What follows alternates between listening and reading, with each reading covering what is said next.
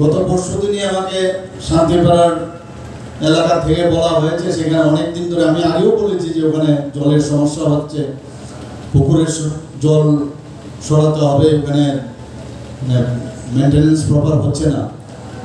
আমি শৈলেশজিকে ফোন করে আমি বললাম, উনি সাথে সাথে সেখানে গিয়ে এবং আমাকে বললো যে 4-5 দিন লাগবে জল, একদিনই নাকি জল সরিয়ে ফেলছে।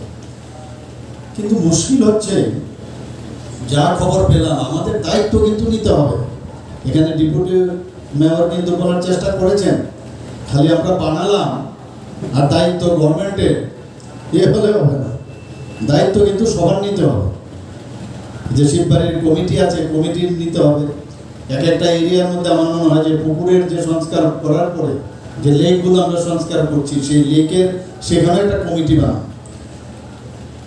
একটু সাহস করে বলতে হবে। বিভিন্ন আপনারা জানেন যে কিছু কিছু উচ্ছৃঙ্খল লোক আছে, তাদেরকে সামলানো সবার সেই দায়িত্ব নিতে হবে।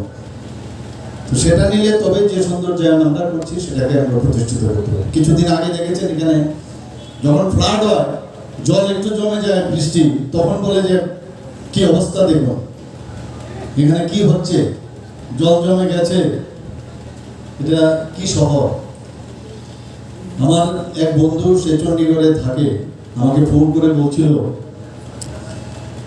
যে 3 দিন ধরে সেখানে কারেন্ট নেই।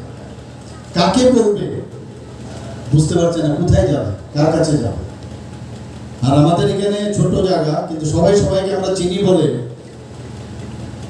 আমরা যে কোনো কথা বলতেও কোনো দ্বিধাবোধ করি না, আবার তার কাছে গিয়ে নালিশ করতে অসুবিধা হয়। কিন্তু ওখানে মানুষ বিজলি নেই, জল নেই, এরকম একটা অবস্থা। আমি দিল্লিতে এবার যখন গেলাম, লাস্ট যখন গেলাম, গিয়ে দেখলাম আমার যাওয়ার কথা ছিল এইমসে, জলের জন্য যাওয়া যায়নি, এত বৃষ্টি হয়েছে।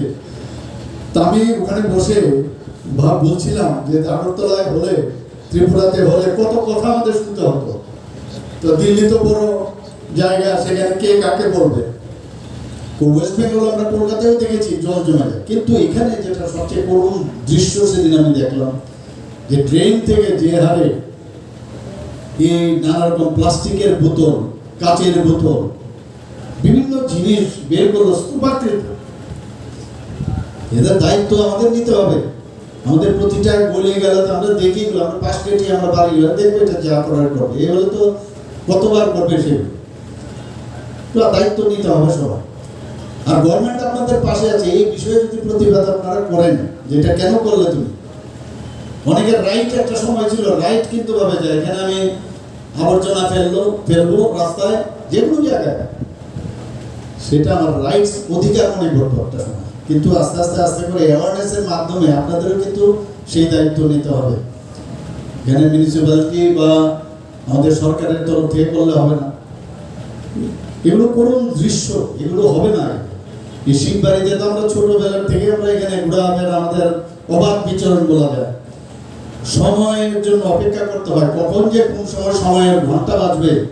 আজকে সেই সময়টা এসছে যে এখানের যে পুকুরটা, তারও সংস্কারের আজকের ডেটে সেটা হচ্ছে। এটা কে করবে, কখন করবে, কোথায় টাকা আসবে, দেখুন চলে এসছে।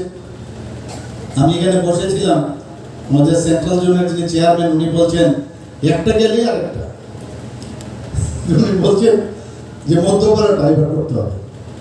ঠিক আছে, মাথায় রইল, অথবা হইল। আমার কর্পোরেটর মহোদয়রা আছেন এখানে, জানি না আপনারা নামলে আবার কি করবে। তো যেখানে আমরা বিভিন্ন জায়গায় আমরা করছি, এখানে বিস্তারিত আলোচনা হয়েছে কোথায় কোথায় কি করা হয়েছে। ডেভেলপমেন্ট ছাড়া কোনো কথা নেই, ডেভেলপমেন্ট করতে হবে। আগে কি হতো, ডেভেলপমেন্টের নামে এত বছর ধরে শিববাড়ির সংস্কার কেন হলো না, শান্তিপাড়ার কেন সংস্কার হলো না, আমরা ডিম সাগরের কেন সংস্কার হলো না, লেকের যে আমাদের লেক ভিউ আছে শিবনগরের, সেটা কেন সংস্কার হলো না।